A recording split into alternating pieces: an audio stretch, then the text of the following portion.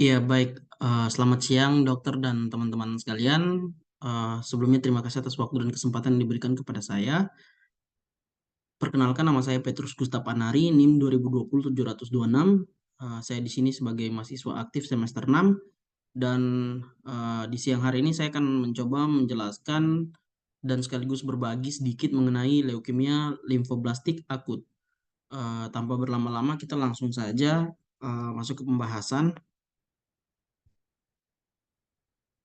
Ya, sebelum kita bahas lebih jauh mengenai apa itu leukemia limfoblastik akut atau ALL ini sendiri, kita perlu tahu dulu apa itu ALL atau leukemia limfoblastik akut ini. Nah, leukemia limfoblastik akut ini sendiri atau ALL ini merupakan suatu bentuk keganasan limfoblas itu berupa sel B atau sel T yang merupakan sel darah putih yang ditandai dengan proliferasi limfosit abnormal atau perubahan sel yang terjadi secara eh, tidak sesuai atau abnormal yang tidak terkontrol dan progenitornya yang pada akhirnya mengarah pada pergantian elemen sumsum tulang dan organ limfoid yang mengakibatkan pola penyakit yang khas atau secara spesifik. Jadi secara singkat, ALL atau leukemia limfoblastik akut ini sendiri merupakan suatu bentuk keganasan yang terjadi pada sumsum tulang yang menyebabkan proliferasi pada limfosit yang abnormal.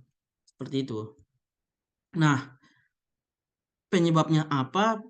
Untuk etiologi dari ALL atau leukemia limfoblastik akut ini secara spesifik ada dua hal, yaitu multifaktoral dan infeksi. Nah, untuk multifaktoral ini sendiri banyak sekali faktor yang menjadi pemicu bisa menyebabkan terjadinya kasus ini, dimulai dari seperti contohnya gen, lingkungan, eh, masa kehamilan, dan sebagainya. Itu adalah hal-hal yang memicu terjadinya perubahan secara spesifik pada eh,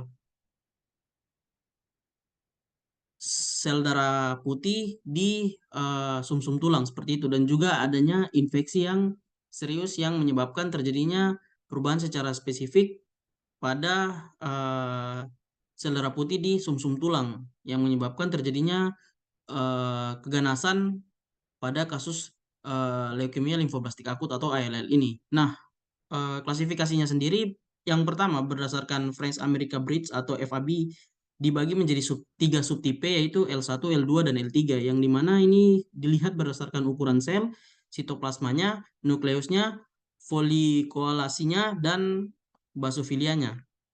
Lalu ada juga klasifikasi berdasarkan WHO yang dimana ini dibagi menjadi tiga tipe juga, yaitu eh, B limfoblastik, T limfoblastik, dan Burkitt cell leukemia, yaitu untuk etiologi dan klasifikasinya. Lalu di sini kita perlu tahu juga apa sih yang menyebabkan terjadinya ALL atau akut leukemia limfoblastik ini. Nah, untuk penyebabnya sendiri, seperti yang sudah saya bilang di awal, akibat dari perubahan genetik abnormal dari prekursor prekursor sel darah putih, ya ini secara spesifik sel B dan sel T tadi yang mempunyai prekursor yang mengalami perubahan secara abnormal, ini akan menyebabkan terjadinya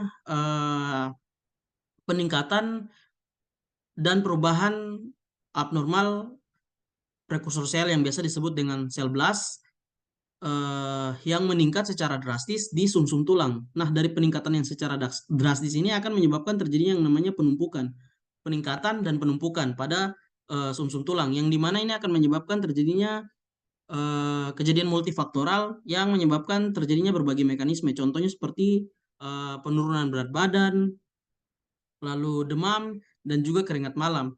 Lalu dari penumpukan sel blast ini di sumsum tulang, ini akan menyebabkan terjadinya penambahan ruas atau luas dari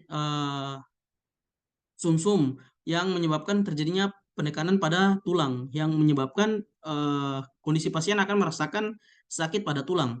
Lalu dari penumpukan sel blast ini yang secara spesifik banyak, ini akan menyebabkan terjadinya perubahan prekursor pada sel darah lainnya, yang dimana pada perubahan ini akan menyebabkan terjadinya pensitopenia yang dimana ini ditandai dengan 3 hal, yaitu yang pertama terjadinya penurunan pada neutrofil. Nah, dari penurunan neutrofil ini akan menyebabkan pasien mudah atau rentan sekali untuk mengalami yang namanya infeksi.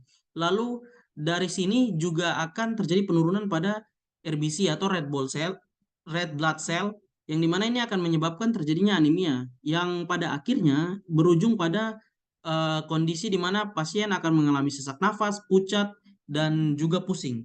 Lalu selanjutnya juga akan menyebabkan terjadinya penurunan faktor-faktor pembekuan darah, yang dimana ini akan menyebabkan pasien mengalami mudah sekali terjadi perdarahan pada kulit. Seperti contoh salah satunya lebam dan juga adanya petekia yang mudah sekali muncul karena faktor pembekuan darah yang mengalami penurunan. Lalu biasanya pada aspirasi sumsum tulang atau biopsi yang dilakukan pada sumsum tulang itu cenderung 20% akan ditemukan sel-sel blast atau sel-sel muda ini pada sumsum tulang tadi. Nah, dari penumpukan yang terjadi di sumsum tulang ini secara berlebihan dengan akumulasi yang banyak akan menyebabkan hal ini membuat sel blast itu keluar dari sumsum tulang dan masuk ke dalam peredaran darah atau sistem peredaran darah, yang dimana ini akan menyebabkan terjadinya pengalihan dan penumpukan yang lebih lanjut kepada tempat yang lain, yang dimana ini akan terjadi pada sistem organ yang lain.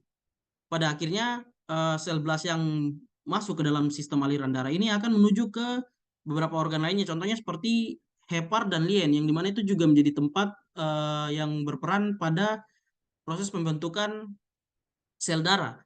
Nah, karena menuju ke sana, akhirnya juga mengalami penumpukan, yang dimana ini akan menyebabkan terjadinya pembesaran pada organ-organ tersebut, yang dimana bisa kita katakan terjadi limfodenopati dan splenomegali, yang biasa disebut dengan pembesaran hepar dan pembesaran lien.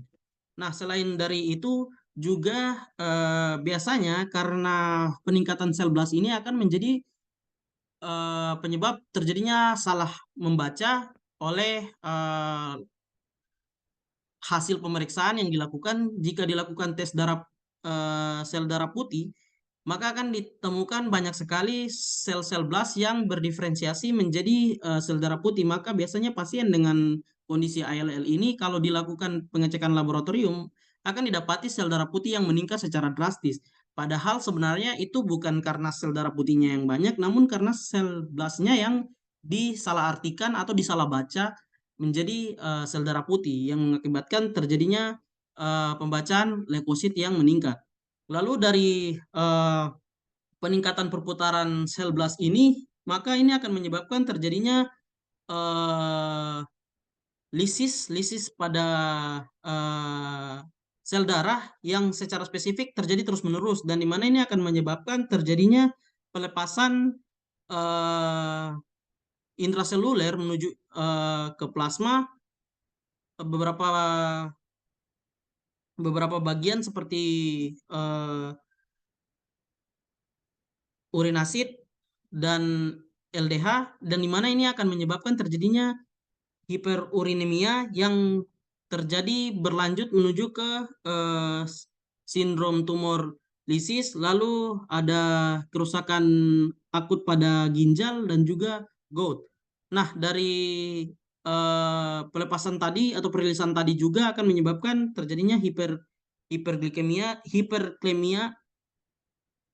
dan juga peningkatan LDL. Nah, ini adalah bagaimana gambaran perjalanan penyakit dari ALL atau akut limfoblastik leukemia ini, dari perubahan genetik secara spesifik prekursor sampai ke manifestasi klinis yang timbul dan dirasakan oleh pasien-pasien dengan kondisi ALL ini. Nah, sebelum saya lebih jauh membahas tentang ALL ini, teman-teman perlu tahu biasanya kondisi akut leukemia limfoblastik ini terjadi pada anak-anak dan jarang sekali terjadi pada dewasa, namun tidak menutup kemungkinan bisa saja terjadi juga sebaliknya. Nah, Selanjutnya, biasanya pada kasus-kasus ALL ini akan dilakukan pemeriksaan dengan dimulainya penegakan diagnosa. Penegakan diagnosa ini dilakukan dengan anamnesa, pemeriksaan fisik, dan pemeriksaan penunjang. Nah, biasanya pada pemeriksaan penegakan diagnosa ini, anamnesa yang dilakukan didapati pasien dengan ALL ini eh, ada beberapa kondisi seperti contohnya pucat, demam, lalu demam ini juga tidak jelas kenapa penyebabnya, lalu nyeri tulang, penurunan berat badan secara intens terjadi, dan juga pada pemeriksaan fisik biasanya didapati ada beberapa kondisi seperti contohnya perdarahan yang cukup nampak seperti contohnya petekie dan juga lebam pada pasien, lalu ada pembesaran seperti yang sudah saya jelaskan di slide sebelumnya, ada pembesaran pada bagian rongga abdomen di mana terjadi pembesaran di hepar dan dien yang eh, membesar dari bentuk atau ukuran normalnya. Lalu untuk pemeriksaan penunjang sendiri biasanya ada beberapa bentuk pemeriksaan penunjang yang dilakukan untuk menentukan kondisi ALL ini. Seperti contohnya pemeriksaan darah lengkap dan apus darah tepi, biopsi sumsum tulang, pemeriksaan imunofenotype, dan pemeriksaan sitogenik. Nah, seperti yang teman-teman tahu bahwa 80% anamnesa itu akan membantu bagaimana kita menentukan suspek dari suatu penyakit. Namun untuk kasus ALL ini yang sudah saya bilang sebelumnya, yang dimana ini sering sekali menyerang anak-anak, perlu adanya pemeriksaan penunjang untuk membantu kita menegakkan diagnosa pasti. Seperti sudah ada beberapa jenis pemeriksaan penunjang yang sudah saya sebutkan di bawah tadi, yang dimana ini dapat dilakukan untuk membantu penegakan diagnosa pasti. Nah, selanjutnya di sini ada beberapa jenis diagnosa banding yang bisa uh, di di dikemukakan atau diklasifikasikan untuk menjadi pembanding dari kondisi ALL ini sendiri. Contohnya seperti idiopatik trombositopenik purpura, lalu neuropenia, lalu mononukleosis, terus ada infeksi limfodenopati dan juga artritis. Nah, untuk tata laksana dari kasus kondisi ALL atau akut limfoblastik leukemia ini sendiri diklasifikasikan menjadi dua, yaitu terapi secara farmakologi dan farmakologi. Nah, untuk farmakologinya sendiri ada beberapa jenis terapi yang perlu dilakukan, yaitu dilakukan dan juga diperhatikan, yaitu yang pertama ada kemoterapi, terapi radiasi, kemoterapi dengan transplantasi sel induk, lalu terapi yang ditargetkan, dan imunoterapi. Nah, untuk farmakologi sendiri ada beberapa bentuk terapi yang bisa dilakukan, yaitu yang pertama makan dan gizi yang mencukupi. Di mana sudah saya bilang sebelumnya, biasanya ALL ini terjadi pada kasus anak-anak, maka penting sekali kita memperhatikan bagaimana gizi yang cukup supaya anak-anak itu dalam masa pertumbuhan serta ketika mengalami kondisi ALL ini tetap mendapatkan asupan yang cukup agar walaupun survive terhadap penyakit yang dialaminya, dia juga bisa tetap mencukupi asupan yang dibutuhkan oleh tubuhnya.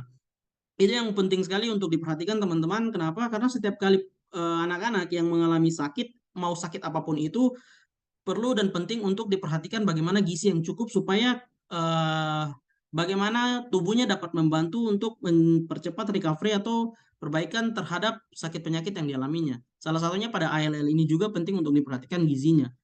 Lalu pendekatan secara psikologi, karena kita tahu bahwa anak-anak cukup spesifik mengenai bagaimana kondisi psikolognya.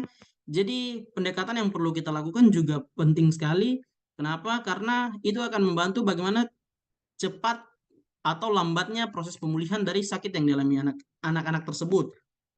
Dan perawatan dengan ruang yang lebih bersih, nyaman, dan aman itu akan membantu bagaimana pemulihan yang lebih cepat. Terakhir untuk komplikasi dan prognosa. Nah, untuk komplikasinya sendiri ada beberapa jenis komplikasi yang saya masukkan di sini. Seperti pertama ada perdarahan, sudah pasti tentu ada perdarahan. Yang kedua ada mudah sekali untuk terkena infeksi yang lain karena biasanya kita tahu keganasan itu adalah penyakit yang cukup serius, yang dimana ini juga bisa memicu terjadinya penyakit-penyakit yang lainnya, yaitu infeksi-infeksi yang lain. Lalu ada efek samping obat-obatan, ya seperti yang kita tahu ALL ini masuk ke dalam klasifikasi keganasan atau yang biasa kita sebut dengan cancer, yang di mana ya pasti tentu saja akan dilakukan kemoterapi dan sebagainya. Nah, efek samping dari pengobatan ini akan cukup serius kepada penderita jika tidak diperhatikan dengan baik. Lalu ada hepatomegali, splenomegali, dan limfodenopati. Seperti yang sudah saya bilang tadi, ya tentu saja akan terjadi yang namanya perbesaran beberapa organ seperti contohnya hepar dan lien. Nah, untuk prognosa dari kasus ini sebenarnya biasanya jika kita temukan kasus ini lebih cepat, di mana umur pasien juga masih sangat belia, itu akan sangat membantu untuk proses pemulihan yang lebih cepat dan bisa dikatakan 75% hampir baik untuk ditangani. Namun jika kita biarkan atau lebih lama kasus itu diketahui atau didapati, maka itu juga akan memperburuk prognosa dari penyakit tersebut. Dan biasanya 75% sudah saya bilang sebelumnya dapat ditangani kalau kita kita lebih dini untuk mendapatkan kasus ini dan mengetahui bagaimana langkah-langkah yang baik untuk dilakukan dalam pendekatan serta terapi yang diberikan untuk pasien-pasien ALL ini. Ya, demikian yang bisa saya jelaskan terkait ALL ini. Saya harap semoga informasi yang diberikan ini bisa bermanfaat. Kurang dan lebihnya saya mohon maaf. Terima kasih dan selamat siang.